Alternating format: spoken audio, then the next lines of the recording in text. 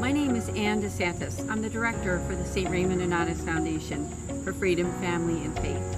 I want to tell you what's been going on with us since we've been in existence in 2015. The Mercedarian Friars came together and decided that they wanted to start a foundation to make outreach to families in crisis. And that's exactly what they did when the St. Raymond Nonnatus Foundation came into existence as a nonprofit 501c3 headquartered in Philadelphia.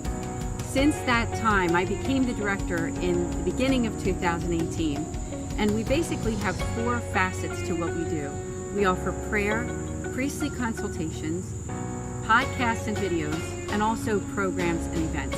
Now, if you've never been to our website, just to invite you to go to nonnatus.org and check out all the great things that we've been doing.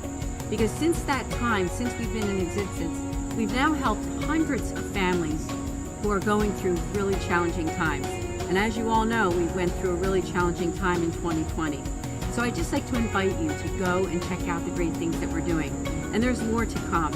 If you or your church community would like us to come and do some type of an event where we can talk about what we offer in terms of that pastoral accompaniment and making outreach to families in crisis, please do reach out to us. And I'm just so grateful to be able to serve people like you and your families. So again, learn about us at nonnatus.org. Thank you.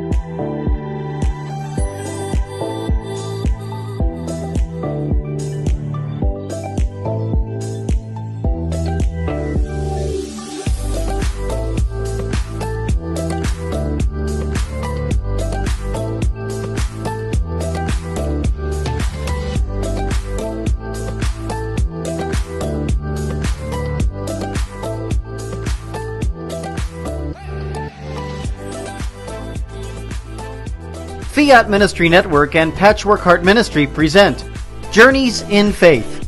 Now, here's Anne DeSantis.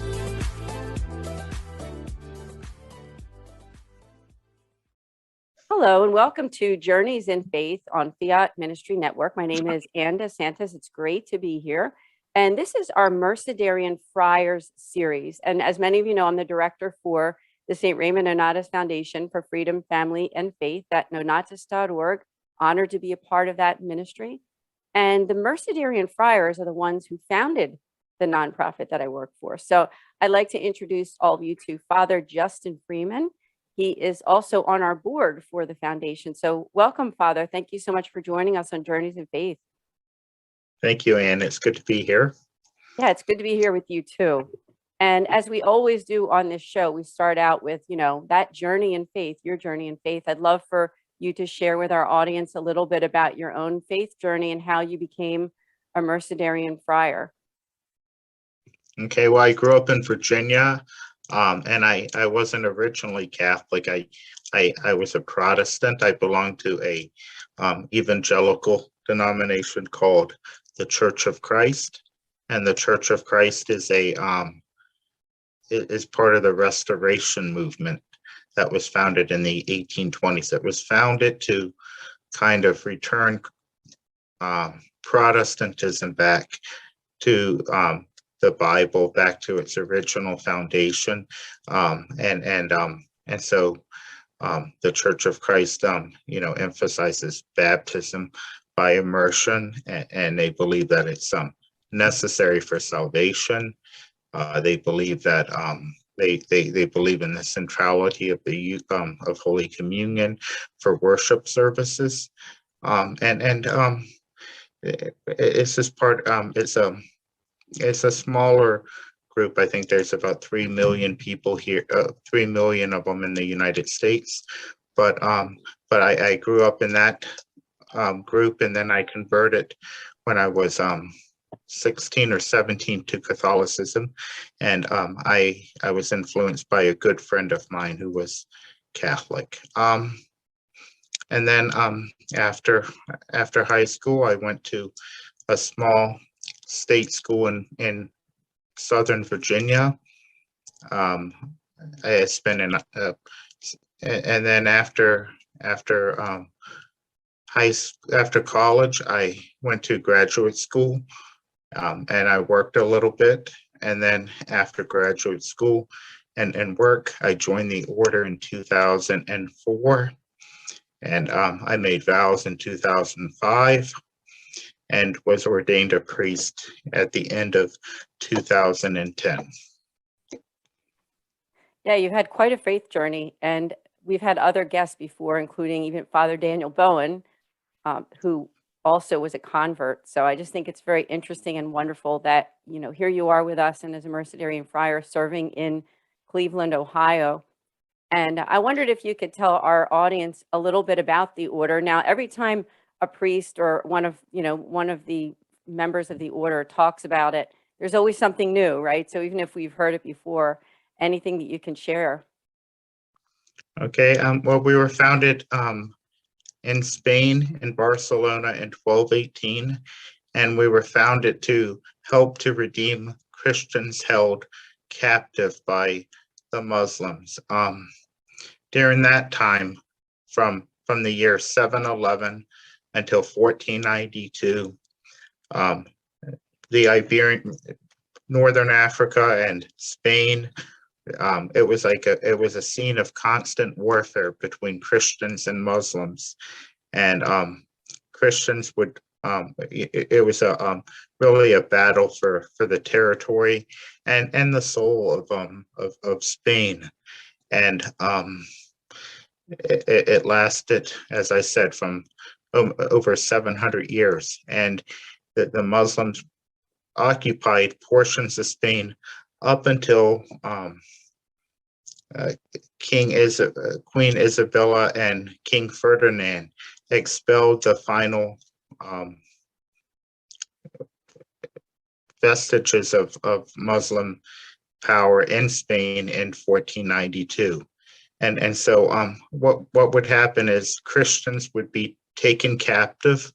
They would be taken captive by Muslims, and oftentimes there would be a bounty on their heads, and sometimes the family members were unable to obtain enough money to ransom their loved ones, and so various organizations within society and the church were established to help to redeem these Christians that were held by Muslims. So you had some government organizations, you had private relief funds, and then you had religious orders and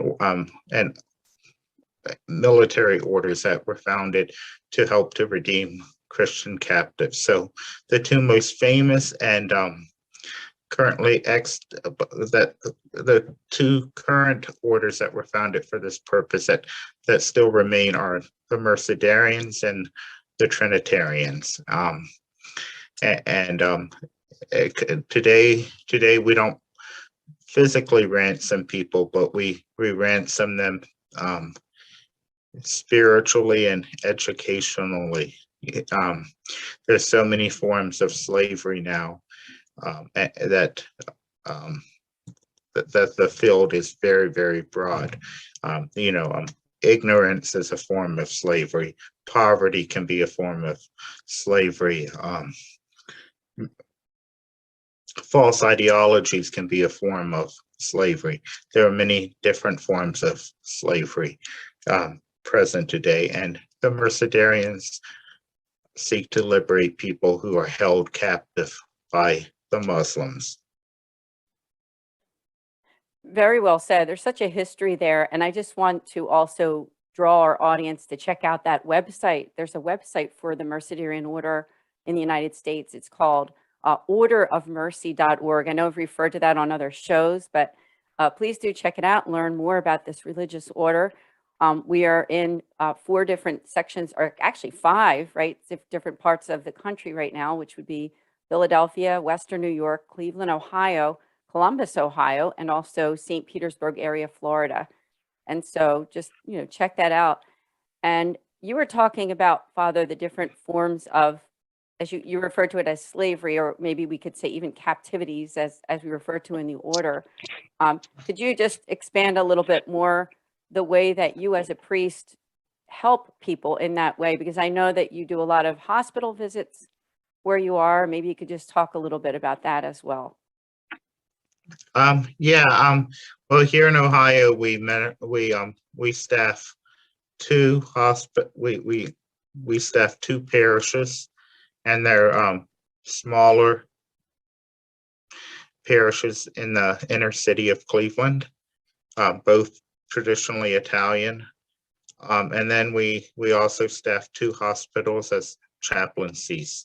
One hospital is a smaller hospital, mostly orthopedic and mental health care needs. And then the hospital that I staff is a large county hospital. I think it has around 900 beds, with a level 1 trauma center.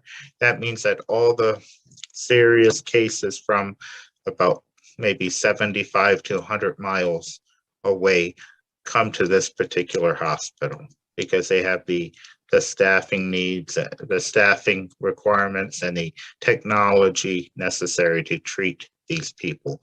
Only certain designated hospitals have a level 1 trauma center. Typically, it's only 1 or maybe 2 in a metropolitan area. And so, like I said, this is a very large hospital. It has some very, very serious cases are brought here, and people who are very sick are brought here. And so, so you see a lot of injuries and a lot of sickness, and like it holds about 900 people. It has 900 beds, and typically about 1 in 4 of the patients are Catholic here. So it has a large Catholic population. So typically there's about 150 Catholic. It averages about 150 Catholic patients every day. Yeah, I want to thank you for your work, because I know that keeps you very, very busy, in addition to just, bringing the sacraments to others, and of course, Mass and confessions and all the things that you do there at the church. I know that you did so much during COVID, and I just want to thank you personally, because that was a busy time for you. And on the topic of captivity, I do think, and maybe you would agree, that sometimes one of those captivities can be that sort of that despair, right? And sometimes when people are sick and have gone through something like this pandemic that we all went through these past couple of years, that can also bring a despair. I'm sure that you experienced that too when you met some people. Yeah, well, I think any form of sickness it can be a form of captivity. It can be a way in which people can lose their faith in God. It's a way that it can. I mean, just being in the hospital, it can make you feel like you're captive in many ways, because I kind of compare hospital to jail in many ways, because they make you change your clothes, they book you, you're isolated from everyone else, and they give you food that you may not like, and so being in the hospital is a form of captivity. And when you're sick, and particularly if you just got sick, and you were healthy before, it can often cause you to doubt God or become angry with God, and lose your faith. And that's why the presence of a priest or another person is very important, just to remind you that God is with you, and that the presence of God is with you, and that God loves you. And the sacraments are the means by which God continues his presence in the church. it continues his presence in the world.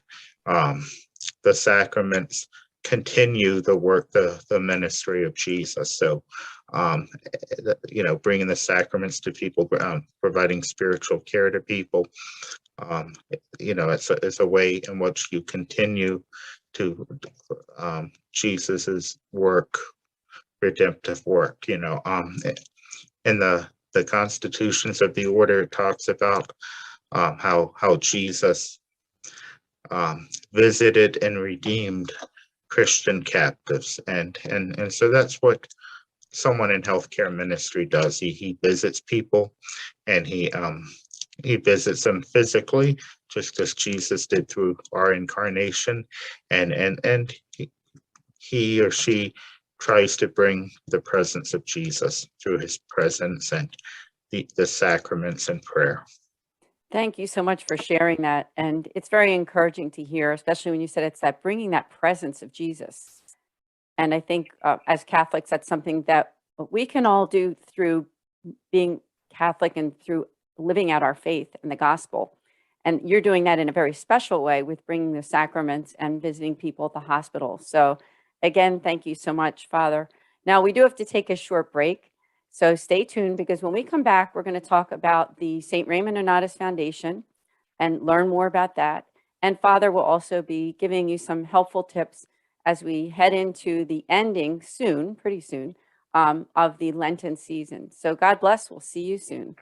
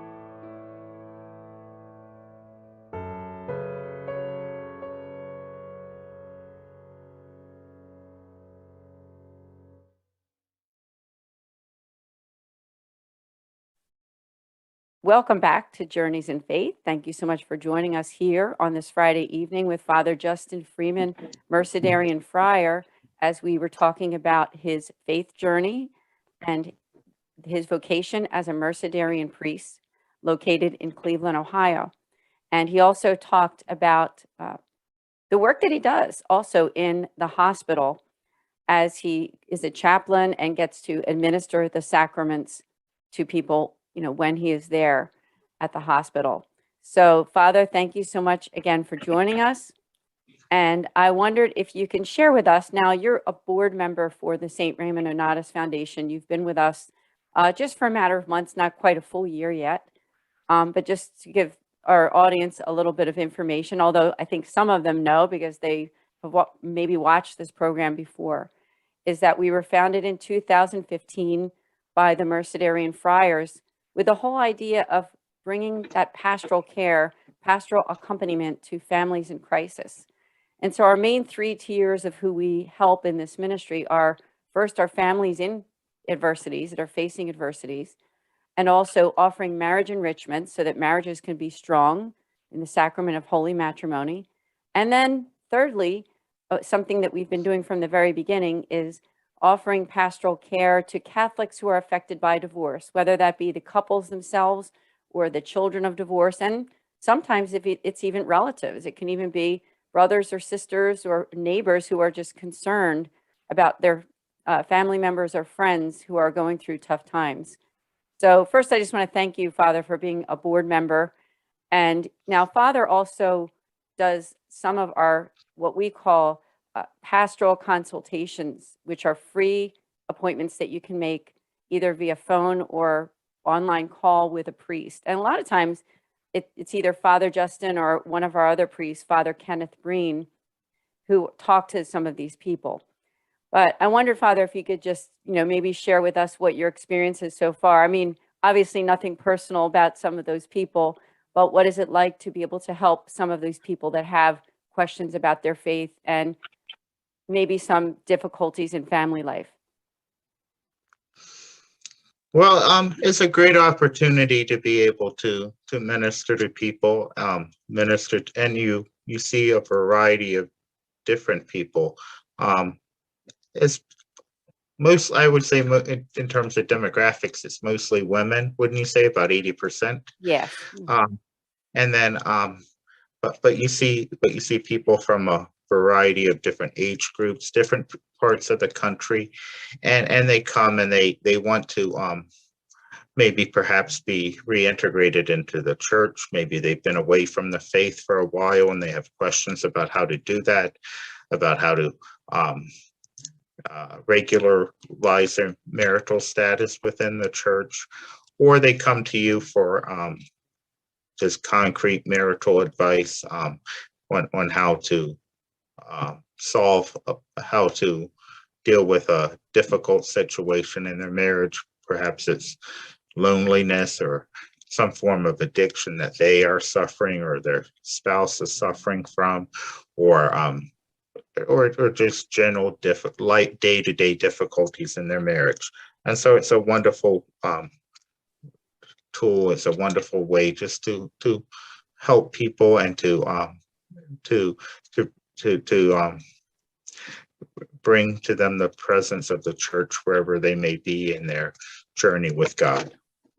Yes, thank you so much. And that is something that we offer. So if you're watching this right now and you're thinking, maybe you know someone, maybe it's yourself.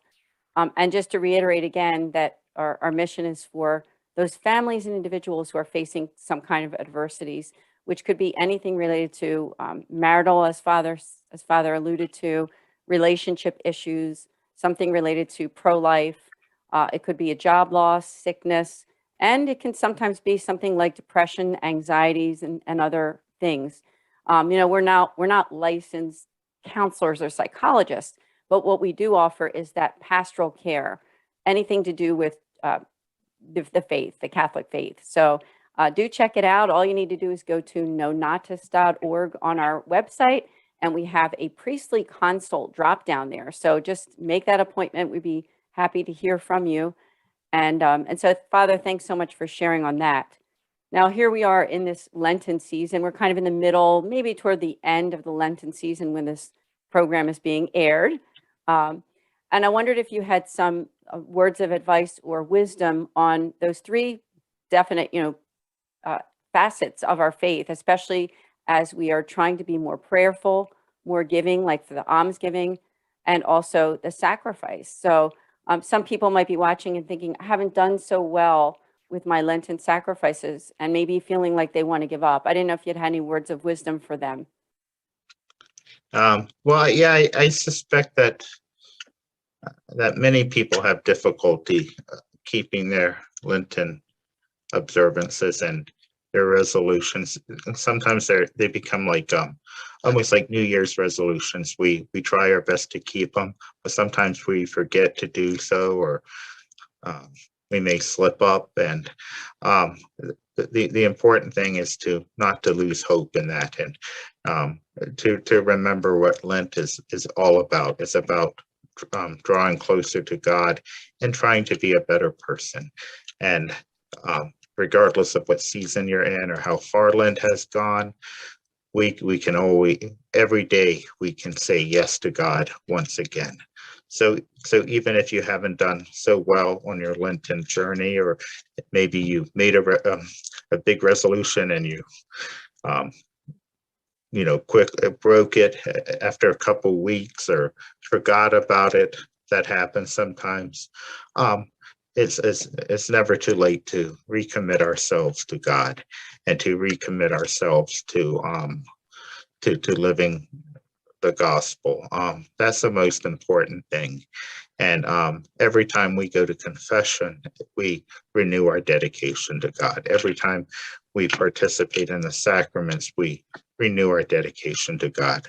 So, I would just encourage you to to focus on what's truly important is, the celebration of the sacraments, and try to make a good confession before Lent is over. Try to recommit yourself to God, and really focus on one or two areas of your life that can be improved. Even if it hasn't been the best of Lent, we always have the opportunity to say yes to God. Yeah, that's beautiful. And I'm glad you brought up confession, because I know that when you listen to homilies, many times priests will talk about that, especially during Lent, the importance of getting to confession during Lent. So thank you. And it's just very helpful I'm sure, for those who are watching this show right now and learning about, why it's important to really make that focus and realize that God loves you no matter what. And even if your Lent hasn't been as great as you wanted it to be, that there's always time to start over every single moment and every day. Now, there's one more thing I thought we could talk about before we end, is that in your diocese right now, you're doing some special work in helping those who would like to find out about getting a Catholic annulment. And, we as the foundation, that is, of course, part of what we do with helping that pastoral outreach to the Catholics affected by divorce. Can you talk a little bit about that work that you're doing? Or I know that you might be in that learning stage too, because the diocese is training you and some other priests. Well, yeah, I'm in the process of it, and so it's going to be a core of specially trained priests and deacons, and some lay people who are going to assist Catholics and even non-Catholics with obtaining annulments. So if you're in the Cleveland area and you have any questions, you can contact me at St. Rocco's, and I'll be happy to help you. The Holy Father, the Pope, he's instituted a different procedure for annulments. Now things are going to be done more at the base level. Now more they're going to be done between the priest and there's going to be more coordination between the first contact, the priest, and the person obtaining the annulment, rather than having everything go straight to the court. That way it's more of an accompaniment rather than just turning in paperwork to the court, to the tribunal to decide. The Holy Father wants it to be more personal, more pastoral, to be what he calls to accompany the person in this process. Yeah, that's beautiful work that you're doing. Thank you so much. And also keep an eye, because there might be some collaborative work between the foundation and Father Justin and myself, in terms of maybe my coming out sometime or doing something in the Cleveland area in this particular area. So just keep an eye on our website in the coming year at nonnatus.org. So Father, I want to thank you for joining us on this show. Was there anything else that you wanted to add before we end? No, just thank you for this opportunity, Anne, and thank you for all the work you do. Thank you so much. And we hope we can do this again. I love hosting the Mercedarian Friars. In fact, remember, this is a series. And so we have some more shows coming up every Friday, 8:30 p.m. Eastern Time.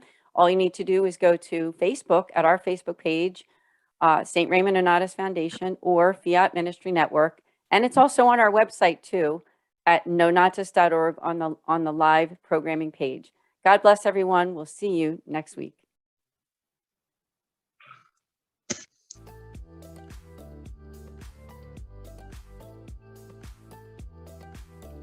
Journeys of Faith is a production of Fiat Ministry Network and Patchwork Heart Ministry. For more information about Journeys of Faith, email info@fiatministrynetwork.tv. And be sure to friend, follow, and like us on social media. Just search Journeys in Faith with Anne DeSantis.